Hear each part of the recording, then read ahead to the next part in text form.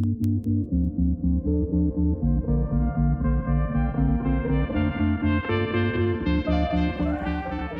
morning, afternoon, or evening. Whatever time it is, welcome to another episode of Reading to Feed the Mind, a podcast focused on discussing the various aspects of books. My name is Stacey Woods, and I am your host.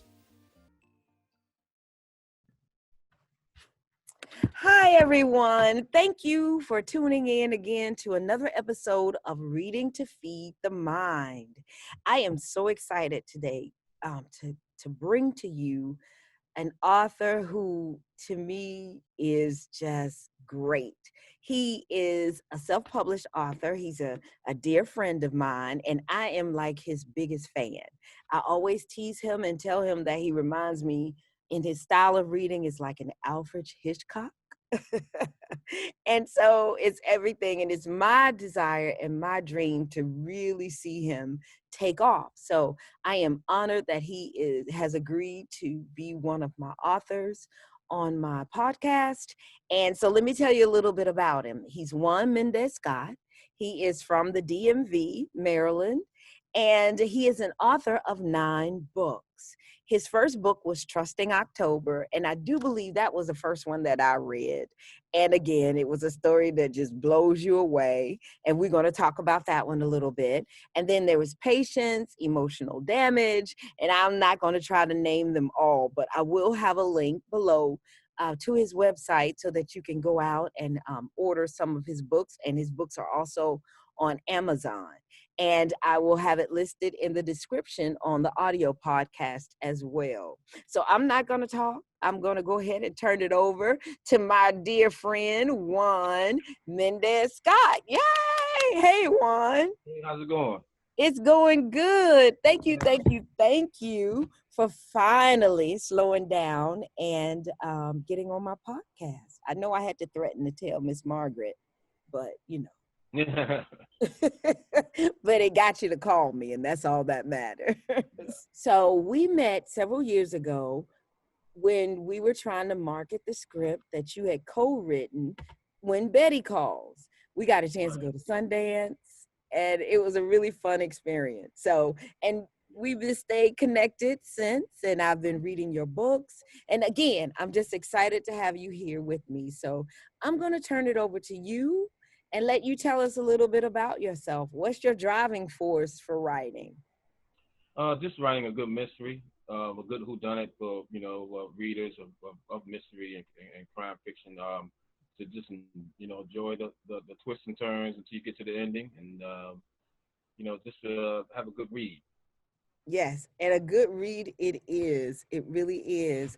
And as I was saying in the introduction, I always tease you and tell you that you remind me of Alfred Hitchcock because in your stories, they're your typical kind of stories, scenarios that, that we read about. And so you're going through this book thinking that you know how it's going to end, but just as in the Alfred Hitchcock movie, the ending often would leave you going, what?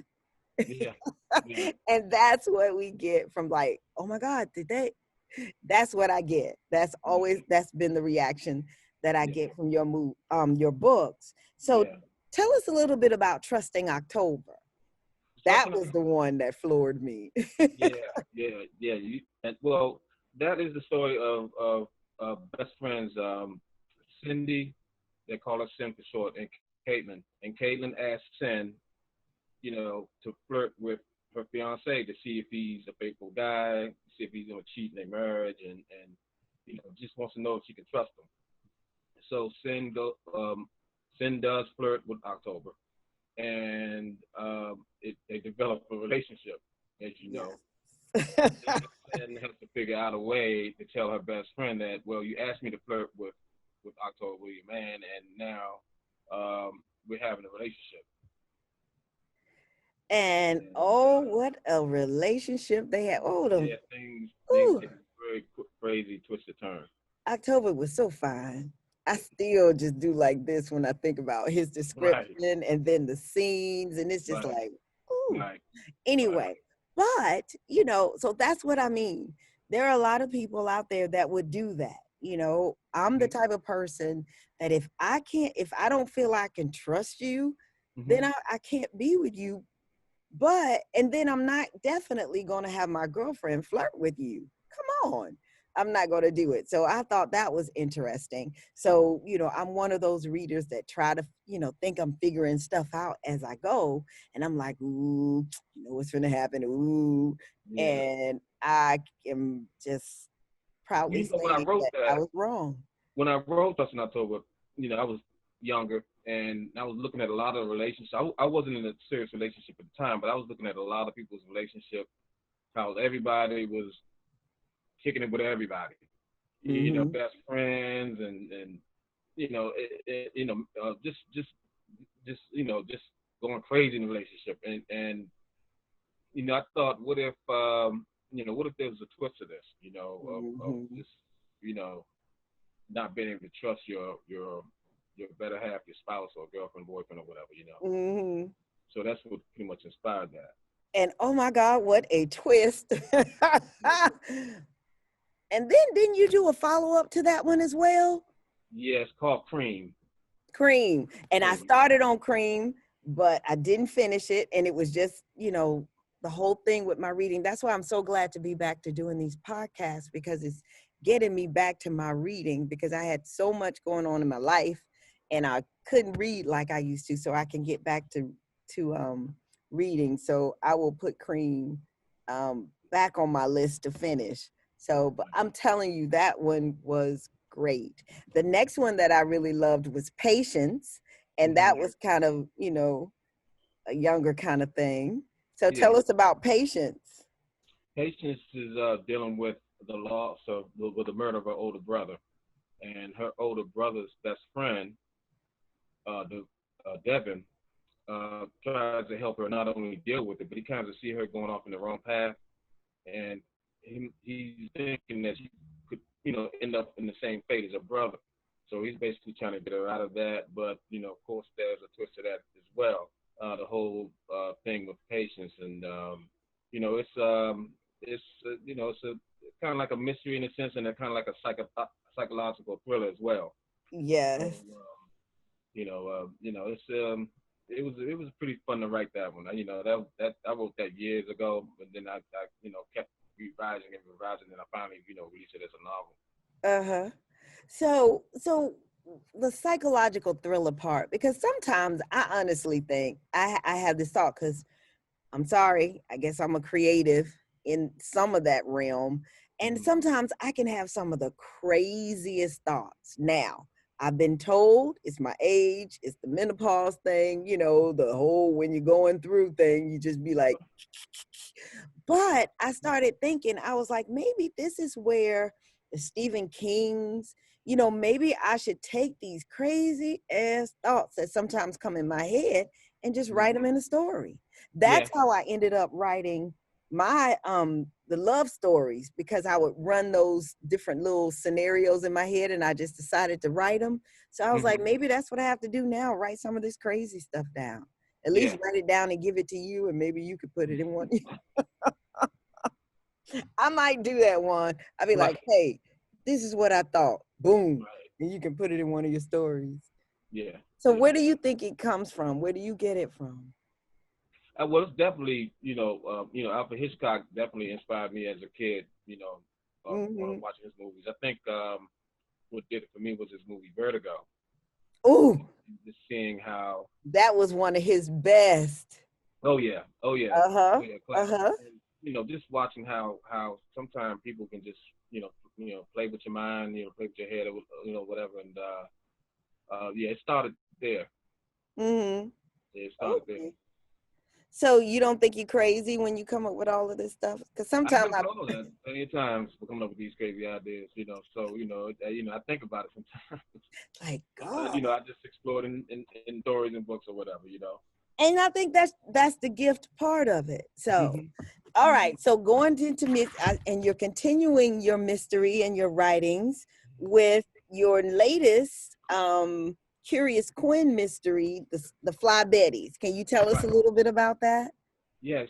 she is Curious Quinn is a 16-year-old amateur sleuth, and she's an African American girl that comes from a middle to upper class family, and what happens is that one of her best friends is murdered, and she looks into solving this crime, and it deals with a lot of a lot of things that a lot of kids deal with in high school, bullying and things like that. Mm-hmm. That is the first book in the series. The next book I'm going to try to release this fall before school, around that time. Yeah, she is a 16-year-old amateur sleuth, out solving crimes, and a lot of people are excited about it. It's being looked at as to be turned into a movie or TV show. Mm-hmm. I'm in talks with producers now with that, but we're all So, excited about and don't forget your promise. I get an extra role. it. Right. So we got it in video now. I can play it back. You said I could be in the movie at some point, full screen. Oh yeah, you definitely will. You definitely will. I mean, let me be in the waitress or something. This way you Singing in see my church. full face and I get to say at least one sentence. Singing in church. Singing Right. in church. Let me sing in church. Just, but now we got it on film. We got it on film. I'll come find you. I'll come I find know you. you will. I know you will. So now, okay, the Fly Betties, and you also have recently launched a magazine. Tell us about the magazine. Well, it's called Juan Mendez Scott's Mystery Magazine, and you can go to my website and download all the magazines. I'm going to try to release them either monthly or bi-monthly, but so far it's monthly. And Okay. you can release it. I mean, you can download it for free from the website. It's short stories. Some of them are 30 pages, some of them are 60 pages. And one of the things I want to do is get readers just interested in my writing, and I figure that's one way of doing that. It's just releasing this magazine. You download it for free and read it, and you like the magazine, and you'll go further with it. So what I'm going to do for my YouTube viewers, I'll have a link that you can submit your email to get access, because, we're going to give access to the magazines. And then that way, and the magazines are free, but, we're just trying to control kind of the volume of it. Mm-hmm. But yeah, so there'll be a link so that you can submit, an email, and we'll send you the link to the website for, having access to the magazine, and then you'll get direct access to each issue actually before it's put out on the website. But yeah, so I'm just excited, and it's always been my thing with you, Juan, to just, what do I need to do? We got to get you seen. We got to get you out there. We got to get people to see you, because Right. I know if we can get more and more people reading and get you a larger fan base, it's going to be amazing. Yeah. It really is. And I'm going to be like, I know him. Right. Yeah. What? It's me. No, just kidding. Well, you've done so much incredible editing work. Yes, I have. I mean, just incredible. I wouldn't know what to do without that. And it's I feel pretty good without that everything. Well, thank you. But and like I said, we're gonna do it. We have been talking about this for too many years, Juan, and it's time. We're about to break it. We're about to break. Yeah. You're Yeah. older than me, so I really have to hurry up. Be too old to appreciate it. No, just teasing. But you are older than me. So but we gonna get it. We are going to get it. And I'm really excited. And I'm really excited to be able to introduce you to my viewers. And I promise you all, you are going to love his books and his works. And I just can't say it enough. So if it's one thing that you could say to your readers or say to the viewers today to really get them into going and picking up a book, what would it be? You love a good mystery or good, psychological thriller. Just go grab a book, and I promise I won't let you down. So and who else? Now I know you mentioned Alfred Hitchcock, But who else in authors or writers? What other writers are you a fan of? That's kind of in your genre. I can't get enough of Walter Mosley, Oh, Elmore Leonard, I'm Stephen not King, familiar. Agatha Christie. Okay. You So know, Elmore Leonard, is he also, I've never read any of his. he wrote if you saw the movie Out of Sight with George Clooney, Nope. he wrote that book that was turned into a novel, and he did Get Shorty, that was John Travolta, that movie. He wrote the book that was turned in. So he wrote mostly crime books. Okay. Okay. Ooh, you know who and I think I've mentioned him to you, but Eric LaSalle, I'm going to do a podcast on him. He has written some really good mysteries. His Okay. are Lord, it's Eric LaSalle. You know, he's ER and the Jerry Curl guy in Mm-hmm. Coming to Coming to America. America. Yeah. But his books, and of course I did not script this, so I didn't have the books names written out, but I can look it up real quick. But the really cool thing about his books, his are mysteries as well, but Mm-hmm. it's around these police, FBI agents and detectives, Mm-hmm. and they're solving these murder mysteries. And Right. it's just the things that's going on. I mean, I'm going to talk about it in a podcast later, but you would like his. I So gotta check them it's out. not so much, well, it's a mystery. They're Mm-hmm. trying to figure out who is committing these murders. Right. And it's like a long list of them. They're serial killers. Right. And the first one, in his first book, it was like, oh my God, because his whole theme, and I'm not giving anything away, but the murders that he was committing was kind of similar to the murders of the disciples. You know, it Okay. had something to do like the patterns of them, you Like a know, Zodiac or something like that. kind of sort of. And I don't want to be saying anything out of order, but he was killing people based on the sins that they were committing.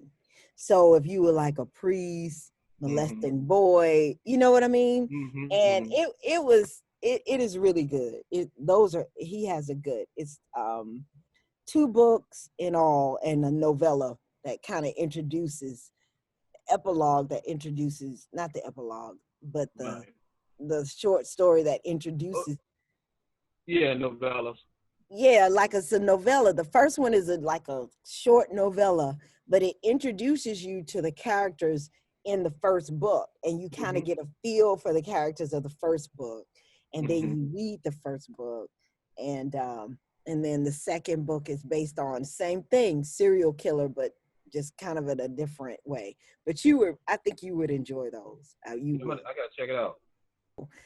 Um, well, that's all I have. Again, I am excited and I want people to please be on the lookout for you. Tell us where they can find your books. We always know Amazon, but tell us where they can find your books, your social media links, and I will list all of those too in the podcast. But tell us about it. Tell us where we can find it. Well, you can definitely find it Amazon, Barnes and Noble, sites like that.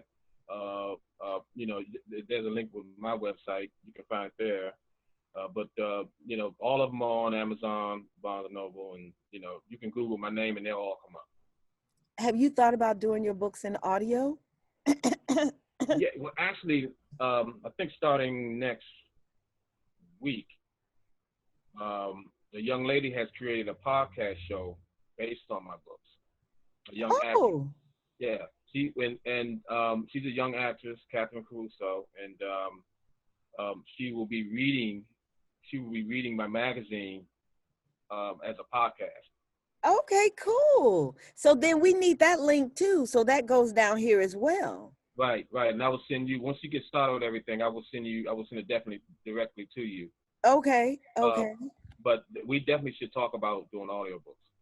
Yes. Yeah, we definitely should talk about that. Yes.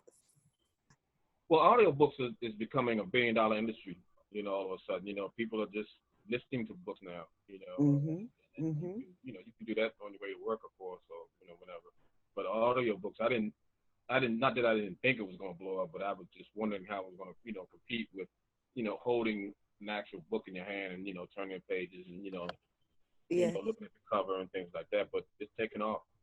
And I talked about this in one of my earlier podcasts as well. I mean, it is in, being in Atlanta, going to work every day, and, you might have an hour. I think I do on average an hour going in, an hour and a half coming home. Yep. I mean, music is great. I love my music, but it takes your mind away from, the idiot that cut you off, the person that's riding your tail, oh my God, there's so much traffic. So Yep. I have finished a lot of books. I'm currently finishing Terry McMillan's new book in audio, although I'm not. COVID-19, we're in COVID-19, y'all. Yeah. Although I am not um, in traffic, but when I'm doing things like walking, like this morning I walked Mhm. and I listened to her book. And Mhm. but people like Terry McMillan, you still order the hard copy. So I think what happens with people who are Audible listeners, you will listen, but then there are those authors that is like, no, I need the hard copy. I need the actual book in my hand. And Well, Terry McMillan is one of those for me. what people are doing now is they're getting the book along with the audio book, and Mm-hmm. most people are just reading with the audio book, So I mean, I've heard people doing that too. Yeah, I haven't tried that. But when her book first came out, I was so excited. I ordered it and I was like, you know what? I'm just going to go ahead and start on Audible because I had credits. I had credits sitting out there needing to be used. So I was like, Mhm. okay, I'm just going to go ahead and start listening to the book. And when my book finally came, I was like halfway through. Yeah, So yeah. now I have my hard copy of her book, but I'm just going to finish it in Audible. And it helps Right. you. It helps you. It really does. So, but Yeah. anyway, Juan, I have enjoyed this time with you. I really have. And I am I have truly, too. truly thankful. And we are connected forever. So we will be Of in course. touch. We Of will course. provide a link so that people can subscribe to your magazine. And we will just keep it going. So thank you so much. I wish Thank you you. nothing but the best. Thank you. And thank everybody again for tuning in. And as always, as I say when I end, keep reading to feed your mind. Be blessed. Thank you. Bye. Bye bye.